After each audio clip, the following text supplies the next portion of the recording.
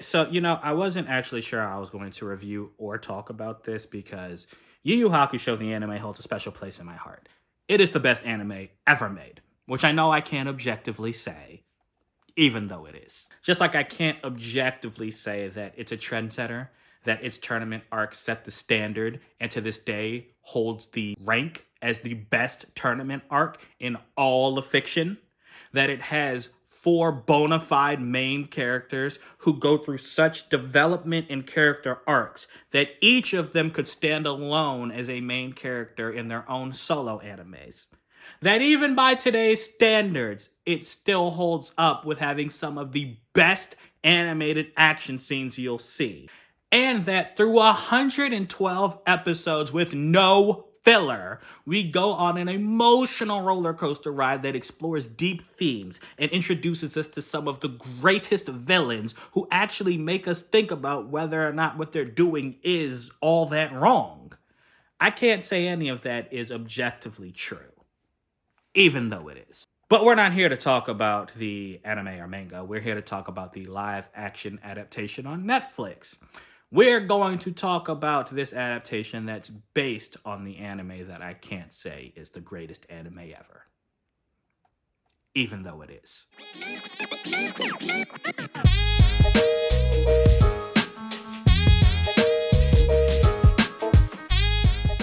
Okay, so let's talk about my fandom for a little bit. I have watched this show 3 times dubbed, 3 times subbed. If we're talking just chapter Black and Dark Tournament Saga, we're probably somewhere in the high teens. I've watched those countless times. I love this series. So off jump, just talking to non-fans, if you haven't read the manga or watched the anime, don't watch this live action. Go read or watch those first. I do not want this to be your introduction to this world. There's a lot to like. It's not completely bad, but it's not good enough, and it rushes through so much, right? Like, so those first 2 episodes are actually a very good, I guess, condensed version of the first 7 episodes of the anime. But episodes 3 through 5, bro, them giants, they condense like 40 something episodes into those three. And it's just, it won't make sense to you. You won't understand why the scenes linger. Like, you won't appreciate the significance of certain things. And you'll just kind of be watching a show where stuff just happens. Kind of like a Zack Snyder film, One scene, people are strangers. Literally, a scene change later, they're ready to just die for each other. And you have no idea where this development came from. So, it's not the greatest. And the show is so much better and deserves your attention. So trust me, just go watch that. So yeah, for non-fans, it's a 2 out of 5. You can stop watching here. Don't watch it. I want to address the actual fans of the series. We're gonna get into some spoilers too, just so you know, because I'm gonna give my thoughts about what I watched. I'm not gonna go in any kind of particular order. I'm just gonna talk about things that are in my head because it's fresh in my head. I just watched this. So there's probably some stuff I'm gonna miss, some stuff I'm not gonna touch on. I'm gonna try to get everything that I remember I liked or didn't like in this. All right, let's go. Okay, so we're going to start with what's good. I actually want to get into this because there's a lot here I actually did like, surprisingly, in this adaptation. The world.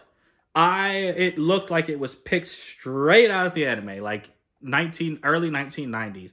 When Yusuke is walking down the street, you don't see like plasma screens and LCDs just plastered outside everything. It actually looks like it's that time period. People don't have cell phones. I liked the way they did that. I actually appreciated the care they took with that. And then shout out to the effects and the choreography.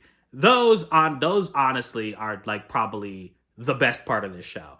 I am shocked at how good the effects were.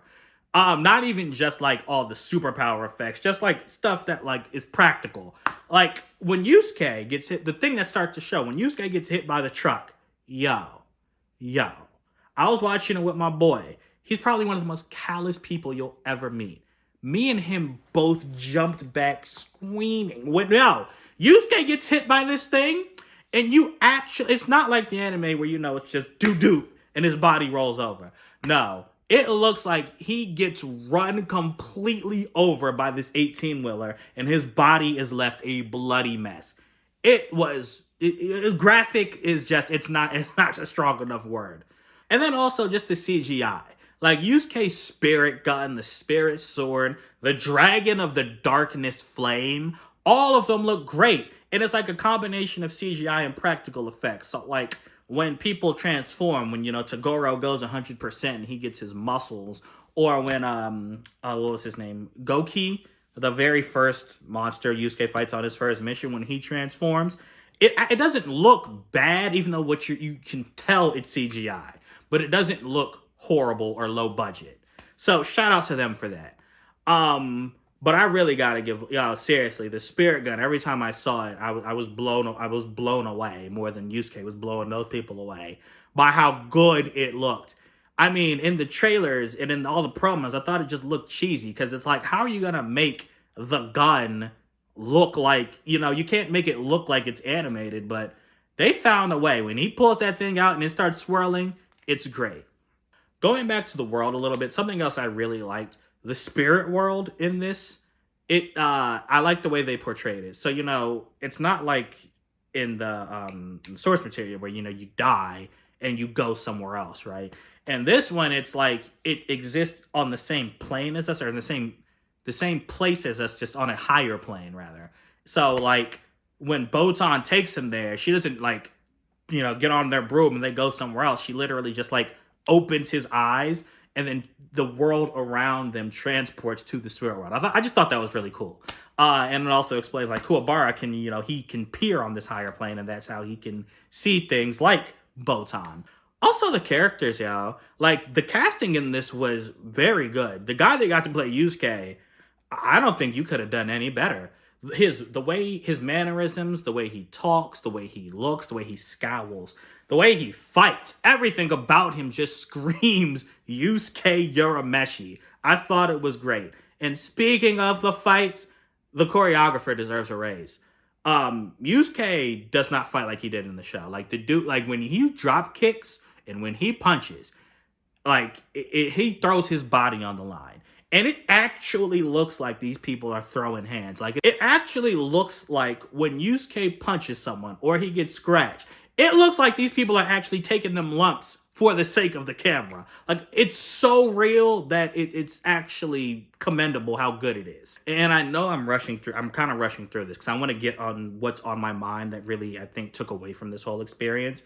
But the Kuwabara was good too. I think that his development was probably the weakest of all the characters. I didn't like that his spirit sword took as long as it did to come in the show.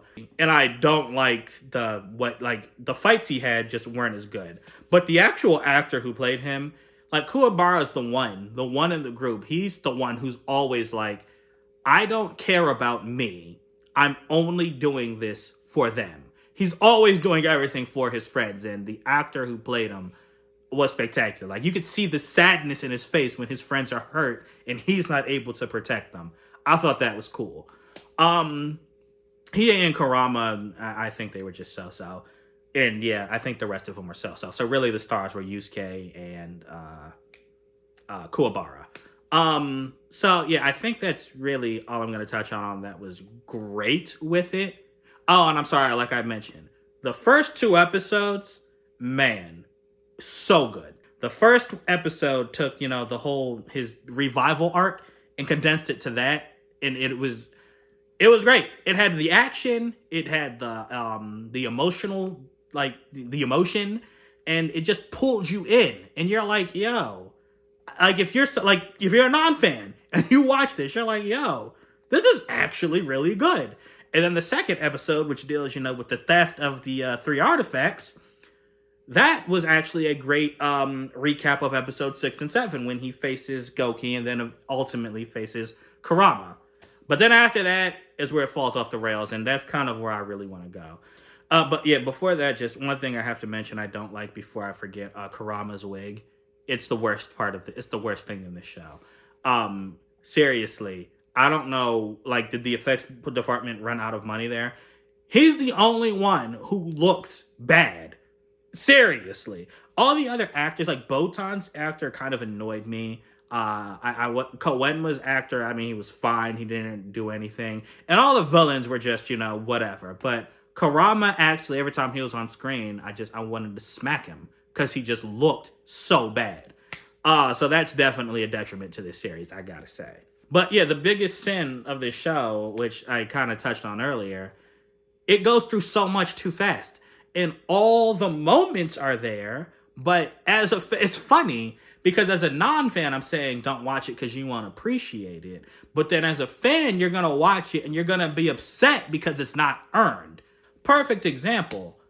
I think Yusuke meets Genkai and gets the orb, and Genkai dies all in the same episode, if I'm not mistaken. I'm actually almost positive that happens. Or it's like an episode and a half. Because there's an episode he meets Hiei, he goes to fight, he goes to train with Genkai, Genkai gives him the orb, and I'm pretty sure I think that's how it goes. All in the same episode. Like, it's crazy.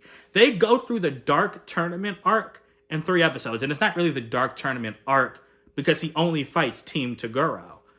And here's the thing with this. I'm upset for 2 reasons. Number 1, it should have been 8 episodes. You could have stretched this out. And I'm not even mad at the way they told this story. Because, in this world, Sakio, he's, obviously bankrolling Toguro or whatever. And in this world, there's actually already a portal to Demon World just in this giant crater in the middle of their city. And Sakio just wants to open up a hole big enough to bring the demons through, just like in the anime, right? So I wouldn't actually be mad if they had done this. Like they had said, we're on the human side of the barrier. You're going to fight these demons, who are trying to open this up and stop them, right? If they had stopped Sakio's plan that way. Then next season they go to Demon World and maybe they fight the Saint Beast there and they fight Rando there and they fight all the other demons they met, right? Then, you could be like, okay, season 1 was Human World, season 2 was Demon World, and they could switch around the power levels. I actually wouldn't mind that, because I more so care about the story. So, them having Toguro this early before, all the other stuff that he goes through, that didn't really bother me in itself. The way they rushed through it is just insane, though, y'all. Like, I mean, when he gets Genkai's spirit orb, she kind of just gives it to him, too. Like, she's just like, oh, here you go, Yusuke. I want you to carry all my dreams with you. Literally, when she had met him 4 seasons ago. And all of a sudden, he's like, he was an idiot 4 seasons ago. Now he's the one who has to carry all your hopes and dreams. I hated that. And if you remember, when he got the orb, it wasn't just him taking it. The dude almost died. Like, he legit was being tortured for multiple episodes. To the point where Genkai was like, yo, I need to take this back from you or it's going to kill you. And he was like, no, I'm going to keep it. That's such a major part of his growth and their growth together. So in this one, when Genkai gives it to him, then Toguro comes and kills her. You don't even know why Togoro's doing what he's doing. So, I mean, as a fan, obviously, but in the show, it's so unearned. That's the name of the game here. Just unearned things happening. Kurama can just become Yoko, apparently, without, it's just something he can do. Hiei can use his Dragon of Darkness Flame and it's no problem.